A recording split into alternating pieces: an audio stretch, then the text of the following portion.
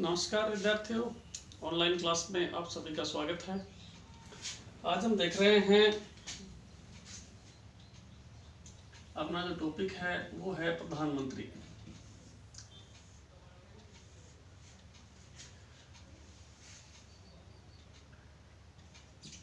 प्रधानमंत्री की नियुक्ति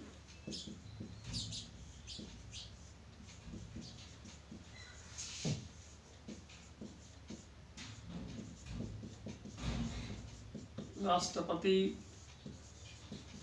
द्वारा की जाती है। कौन करता है भाई? प्रधानमंत्री की नियुक्ति कौन करता है? राष्ट्रपति। राष्ट्रपति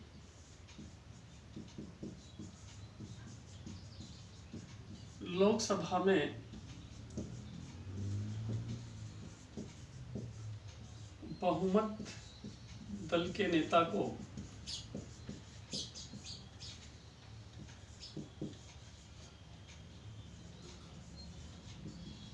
प्रधानमंत्री नियुक्त करता है।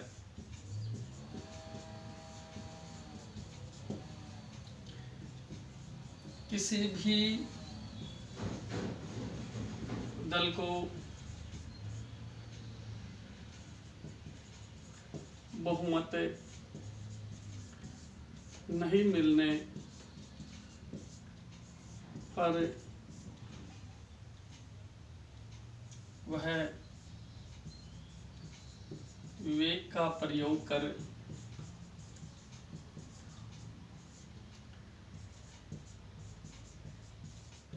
सबसे बड़े दल के नेता को सरकार बनाने के लिए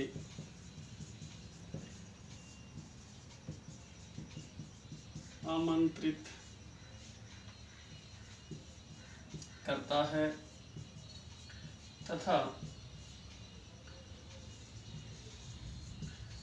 बहुमत साबित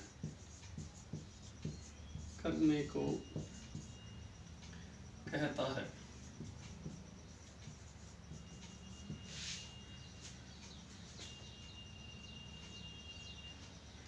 प्रधानमंत्री की नियुक्ति राष्ट्रपति द्वारा की जाती है। राष्ट्रपति लोकसभा में बहुमत दल के नेता को प्रधानमंत्री नियुक्त करता है। किसी भी दल का बहुमत नहीं मिलने पर, जैसे मान लो किसी भी दल को बहुमत नहीं मिलने पर वह विवेक का प्रयोग करता है, मतलब अपनी बुद्धि से काम लेता है, सबसे बड़े दल के नेता को सरकार बनाने के लिए आमंत्रित करता है। कौन भाई? राष्ट्रपति। तथा बहुमत साबित करने को कहता है। बहुमत साबित करना होगा। बहुमत अगर साबित नहीं होता है, विद्यार्थियों एक चीज मैं बता दूं, थोड़ा मैं आपको यहां समझा देता हूं।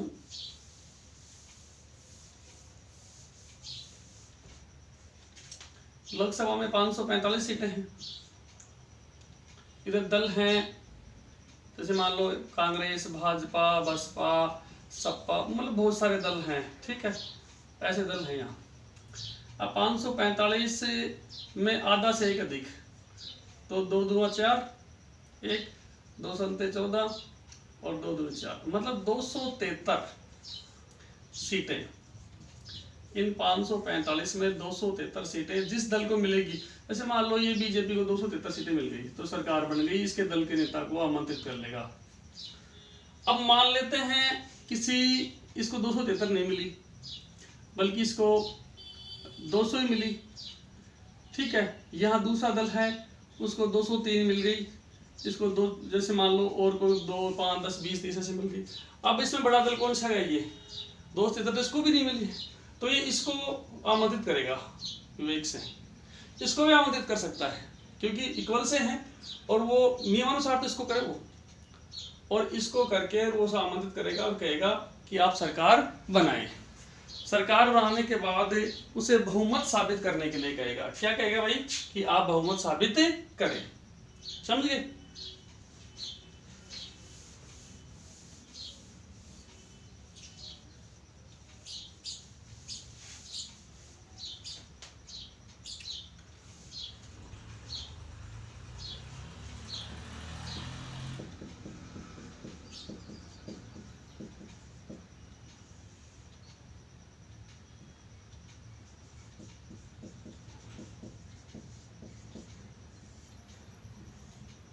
मंत्री परिषद का निर्माण। प्रधानमंत्री की नियुक्ति के बाद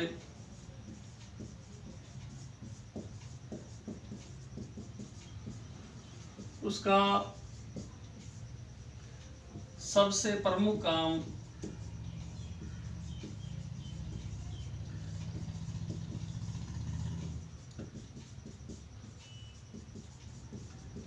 मंत्री परिषद का निर्माण होता है। किसका निर्माण होता है भाई? मंत्री परिषद का निर्माण। इसके लिए वह अपने दल के वरिष्ठ व योग्य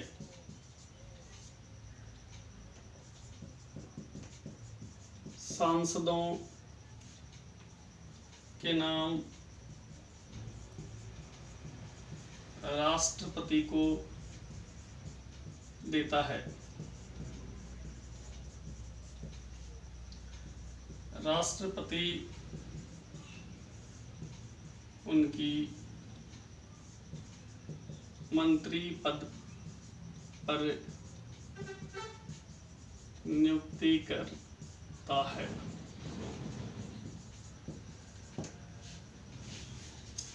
मंत्री परिषद का निर्माण। प्रधानमंत्री की नियुक्ति के बाद उसका सबसे प्रमुख कार्य मंत्री परिषद का निर्माण होता है। इसके लिए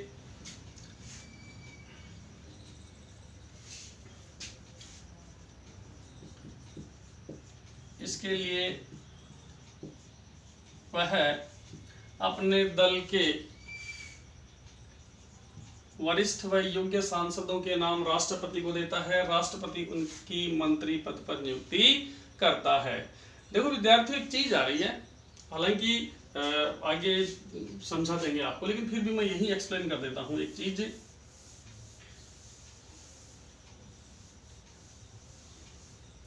एक बात आती है मंत्री परिषद है। मंत्री परिषद में 3 प्रकार के मंत्री होते हैं।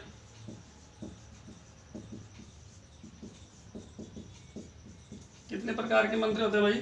3 प्रकार के मंत्री होते हैं।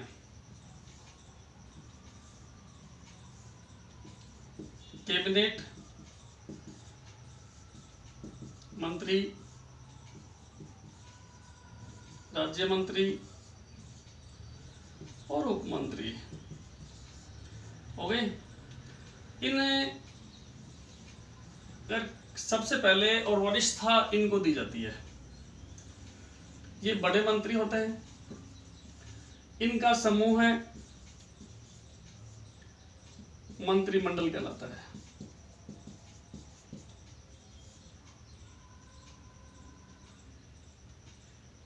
इनका समूह मंत्रिमंडल कहलाता है। क्या कहलाता है भाई? मंत्रिमंडल। और इन तीनों को, केवल इनको तो क्या कहते हैं? मंत्रिमंडल। और इन तीनों को संयुक्त रूप से मंत्रिपरिषद कहते हैं।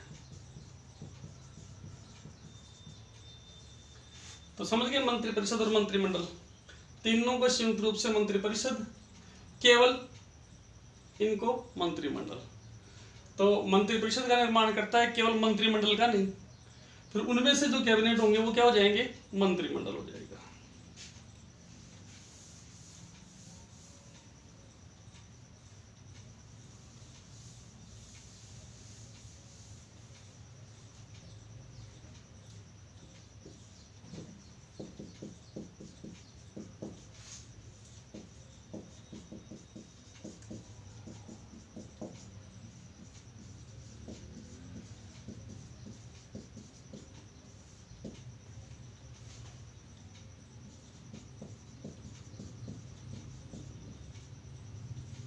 मंत्रियों में विभागों का बंटवारा व परिवर्तन।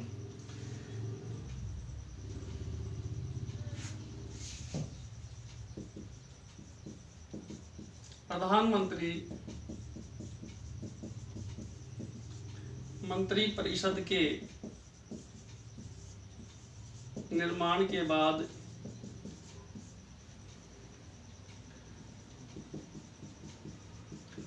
मंत्रियों में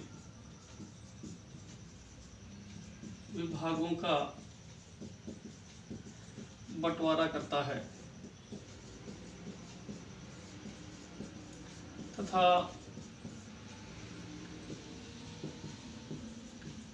आवश्यकता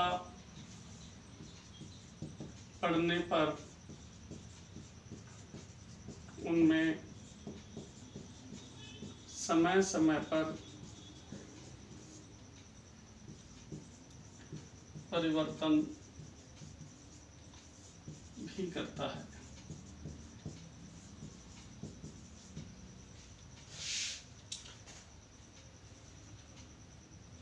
विभागों का बंटवारा करता है। सर विभाग, जैसे एग्जांपल देता हूं आपको मैं, रक्षा, वित्त विभाग, गृह विभाग, विदेश विभाग, कृषि विभाग, शिक्षा विभाग,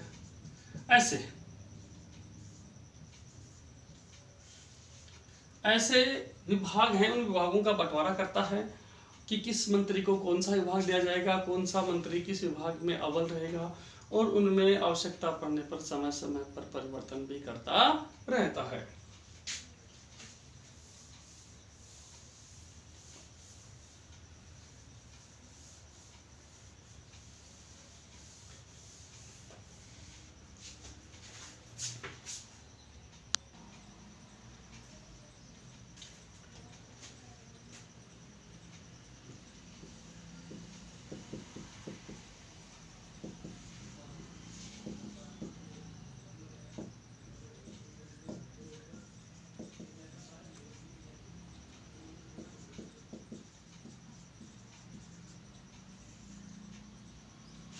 मंत्री परिषद का कार्य संचालन।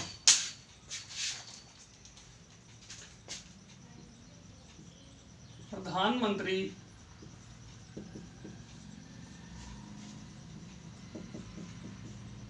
मंत्री परिषद के कार्यों का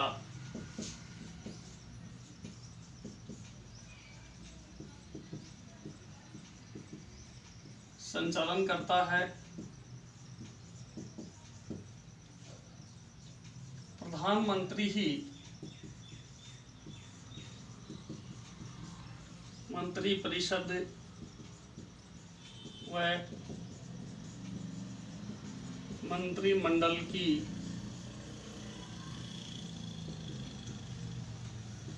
बैठकों की अध्यक्षता करता है।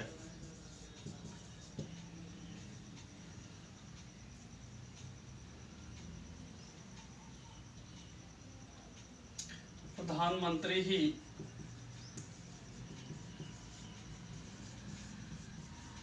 तय करता है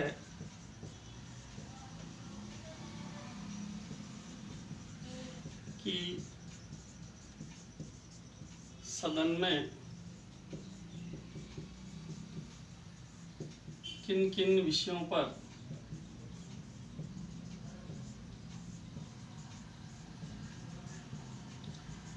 विचार विमर्श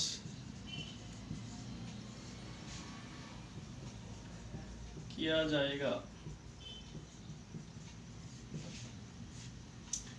सुनो, प्रधानमंत्री मंत्री परिषद का कार्य संचालन। प्रधानमंत्री मंत्री परिषद के कार्यों का संचालन करता है। प्रधानमंत्री मंत्री परिषद व मंत्रिमंडल की बैठकों की अध्यक्षता करता है। मतलब अध्यक्ष कौन होता है? स्वयं प्रधानमंत्री होता है। प्रधानमंत्री ही तय करता है कि सदन में किन किन विषयों पर विचार विमर्श किया जाएगा। मतलब इसको बोलते हैं एजेंडा। और या फिर कार्यसूची। तो कहने का मतलब प्रधानमंत्री क्या करता है, एक लिस्ट तैयार कर लेता है पहले ही अपने मंत्रिमंडल के समन्वय के साथ। मंत्रिमंडल की बैठकें करता है और उसमें एक लिस्ट तैयार कर लेता है और प्रत्येक मंत्रियों को अपनी अपनी जिम्मेदारी देता है कि जब सदन चालू होगा तो कौन सा मंत्री कौन सा विधेयक पेश करेगा और किस मंत्री की क्या जिम्मेदारी है। और जब सदन में प्रश्नकाल हो, प्रश्न पूछे जाए तो उनका जवाब उनको किस तरीके से देना है। मंत्री संभाल रहे हैं तो मंत्रियों को जिम्मेदारी भी दी जाती है।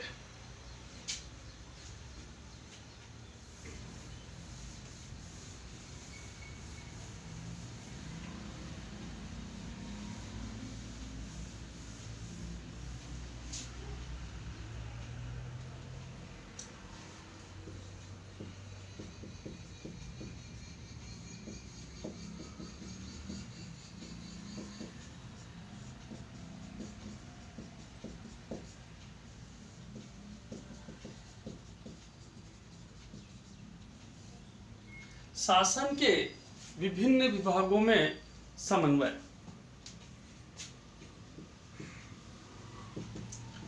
प्रधानमंत्री शासन के विभिन्न विभागों में समन्वय कायम करता है, जिससे शासन सुचारू रूप से चल सके। सर हम समझे नहीं, विभागों के शिक्षा, रक्षा, वित्त, विदेश, कृषि, ठीक है, ऐसे गृह। तो कहने का मतलब है ये रक्षा मंत्री कभी भी विदेश मंत्री के कामों में टांग नहीं लगाएगा, वित्त मंत्री कभी भी गृह मंत्री के कामों में टांग नहीं लगाएगा। मतलब ये एक दूसरे को कोऑपरेट करेंगे, समन्वय, ठीक है। मतलब गृह मंत्री का काम वित्त मंत्री तुरंत प्रभाव से करेगा, वित्त मंत्री का काम गृह मंत्री तुरंत प्रभाव से करेगा। मतलब इनमें कॉम्बिनेशन होगा। जब सरकार के मंत्रियों में ही समन्वय नहीं होगा तो सरकार कैसे चलेगी? तो इसलिए क्या किया जाता है कि इनमें समन्वय काम प्रधानमंत्री का होता है कि एक दूसरे को समन्वय के साथ ही आगे बढ़े।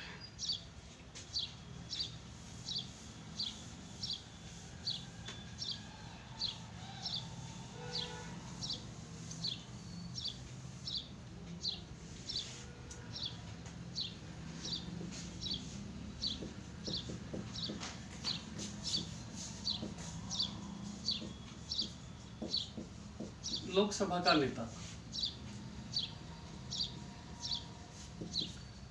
प्रधानमंत्री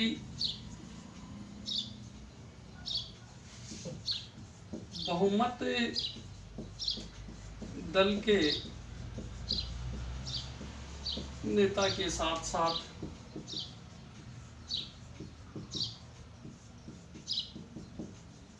लोकसभा का भी नेता होता है तथा समय समय पर विभिन्न प्रकार से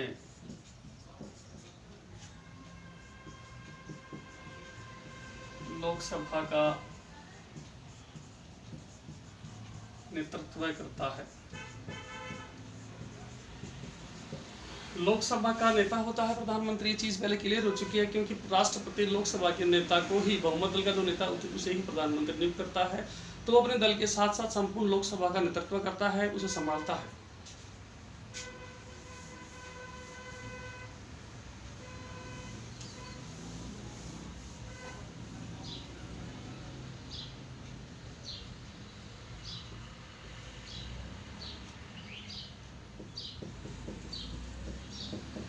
राष्ट्रपति तथा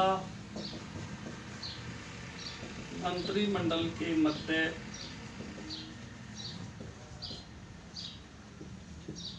संबंध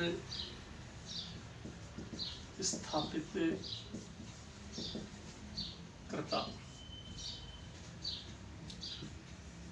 प्रधानमंत्री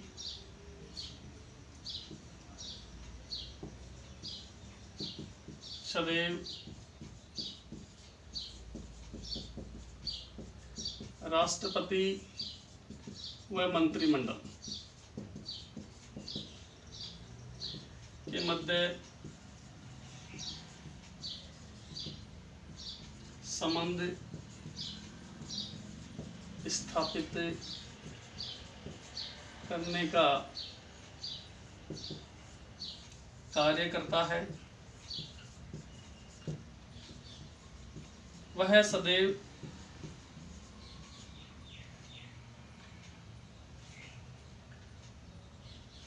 यही कोशिश करता है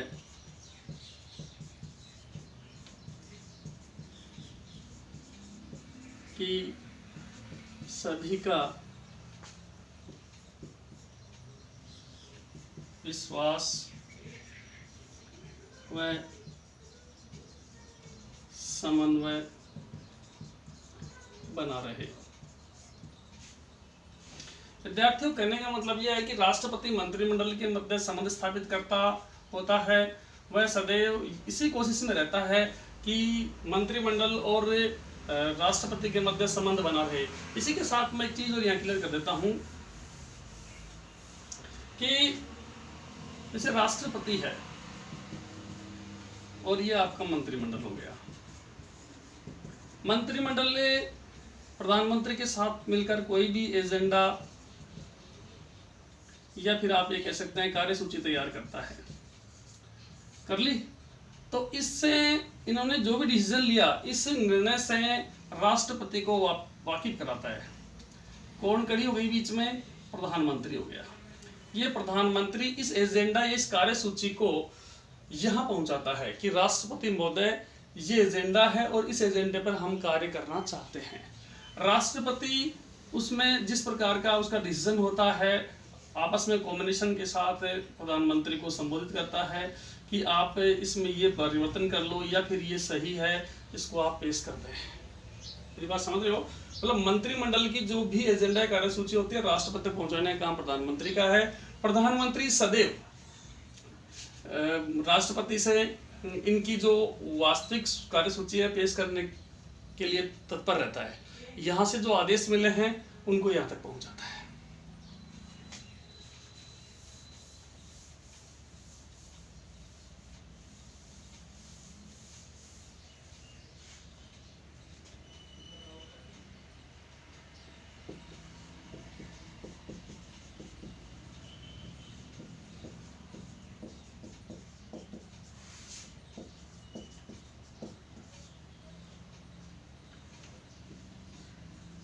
प्रधानमंत्री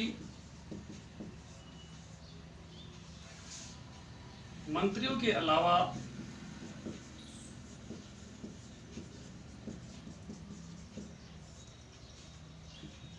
विभिन्न पदों पर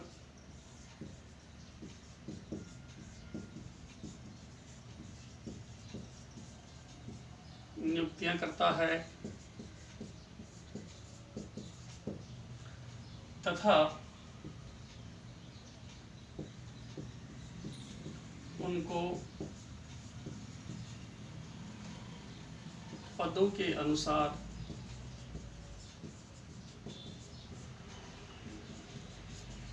जिम्मेदारियां भी प्रदान करता है।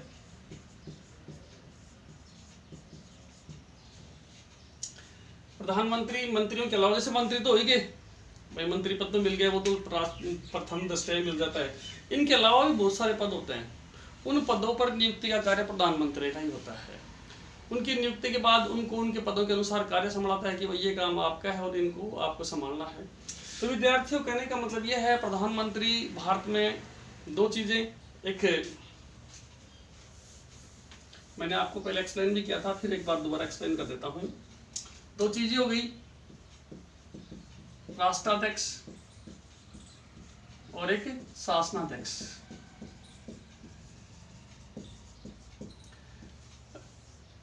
राष्ट्रपति कौन है? राष्ट्रपति। ये कौन है? प्रधानमंत्री।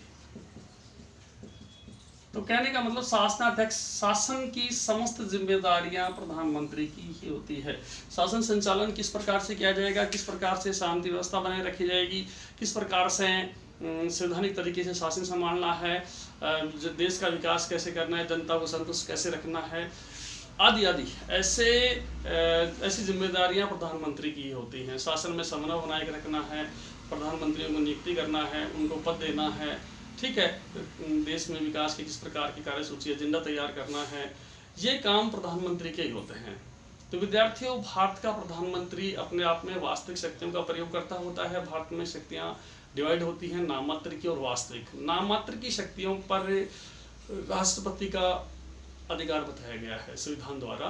लेकिन वास्तविक शक्तियों का प्रयोग प्रधानमंत्री को दिया गया है। प्रधानमंत्री ही इन शक्तियों का प्रयोग करता है और शासन का संचालन करता है। उसी की जिम्मेदारी होती है राष्ट्र के विकास की, और इसके मामले में उसी को जवाब भी देना पड़ता है। तो कहने का मतलब प्रधानमंत्री, भारत का प्रधानमंत्री अपने आप में एक ताकतवर व्यक्तित्व होता है और उसी को देश की जिम्मेदारी दी जाती है।